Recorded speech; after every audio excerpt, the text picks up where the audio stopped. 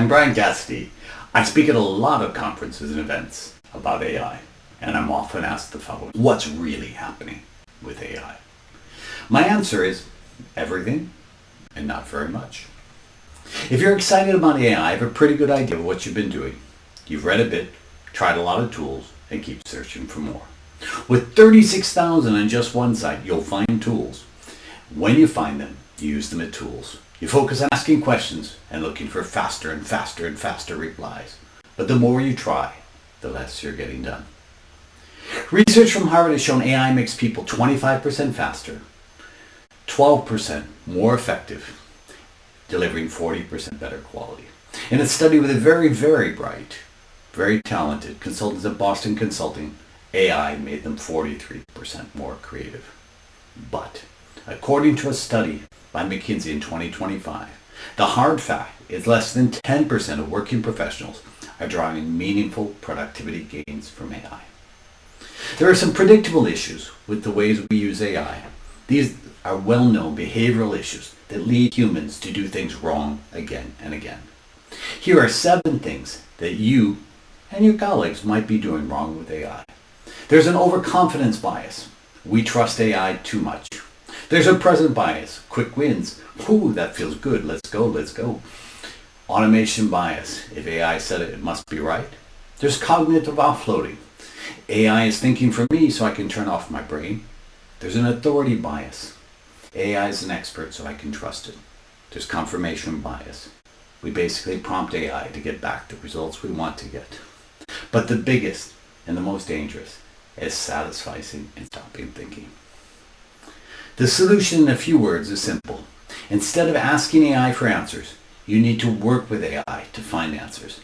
The emphasis here is work with. Too many people are in the search for the magic bullets, the tools that will make everything easier, secret prompts, secret handshakes, the amazing things that you might find lurking dark deep within LinkedIn. What people really need is sparks, insights on how to work differently with AI. Why? So regardless of the tool you're using, you're always getting better results. I love the word sparks because sparks of insight are closely tied to innovation success, and innovation is close to my heart. I'd like to use this world to help you see how you can work different with AI. Each letter stands for something you should be thinking about doing different. S stands for speak it out. The next time you use AI, instead of typing your prompt, simply talk out loud. Why? We think different and usually better when we talk. Talking is not a gimmick. It's a way to get into the flow. Most of us use AI like a search engine. Instead of searching, let AI ask you some questions. Pivot the role. Let AI ask you some questions. If you want an eye-opening talk with AI, try this one out. I'd like your help figuring out how AI can best support this project. You need to describe your project, of course. Ask me questions one at a time about my goals, current process, and constraints until you have enough context to give a few obvious and a few non-obvious AI recommendations. You'll be amazed by the results. A is about asking for more. If you really want to get more from AI, you got to be a bit more demanding. AI is not like people. You can always ask it for more. Unfortunately, we often accept the first answer AI gives us. If you want better ideas, don't accept the first answer unless it's truly great. Say what you like, say what you don't. Ask your AI to think again. R is about reframing. When you change your perspective, you change your answers. In a study we ran on idea generation, the strongest predictor of the number and quality of ideas is not the quality of the people, the tools being used, but it's the number of different ways you pose your innovation question. Why is simple. If you keep asking the same question, you run out of ideas. When you ask your question different, you get different answers. I have a hint for you. Use HMW. What's HMW? It's how might we. This simple acronym will change how you think and how you frame questions. Great ideas don't land in one shot. Too often we give up, excited by the first results. In social science, this is what Herman Simon calls satisficing. A definition of creativity I love comes from Jeremy Utley's book, Idea Flow. He's quoting his 7-year-old child. He says, creativity is doing more than the first thing you thought of. Keep asking questions like, What did I miss? How can I see things different? And my favorite, how could I do exactly the opposite? These questions will get you past the very first thing you thought of. S is about stopping and thinking. You need to put in strategic pauses. After your session with AI, don't just move on. Think about, what did you learn?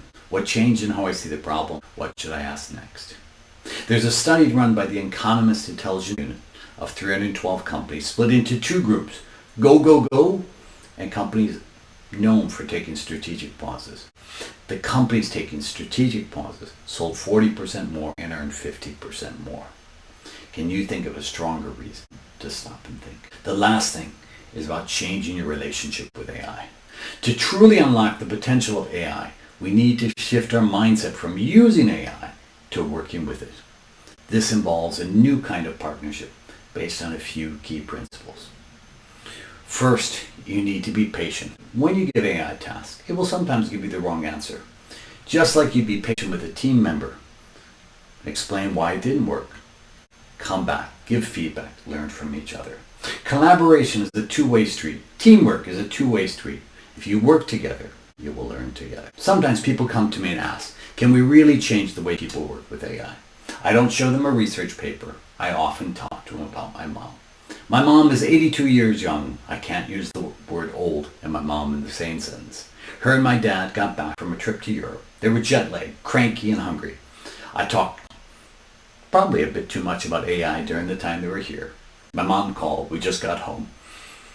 We're starving, Bryan. Too tired to go out. No food. Can your AI thing do something with that? Expecting, of course, that I'd say no. I asked, Mom, what's in the fridge? She replied, I don't know. Half a zucchini, maybe some wrinkly cherry tomatoes, a lemon, perhaps some garlic. I said, take a picture. Send it to ChatGPT and talk with it about what you like to eat. She tried, and then did something that made me smile. Ha! I would have never thought of that. That AI stuff works. AI came back with roasted tomato zucchini pasta with lemon garlic oil. 15 minutes later, she was plating it like a Food Network star. If my mom can work with AI, so can you. If you want to get better results from AI, you need to use it differently. Print this out. Use Sparks. You will get better results. That's how you get more from AI. That's how you become a generative organization. I'd like to end with a challenge for you. It's easy to click to the next video or post. Instead, take a minute to start using Sparks now. Record some thoughts about this talk. Go stream of conscious, just talk. Then ask ChatGPT to summarize your thoughts and make the LinkedIn post. Or use one of the tools here and make a post about your experience. Tag me.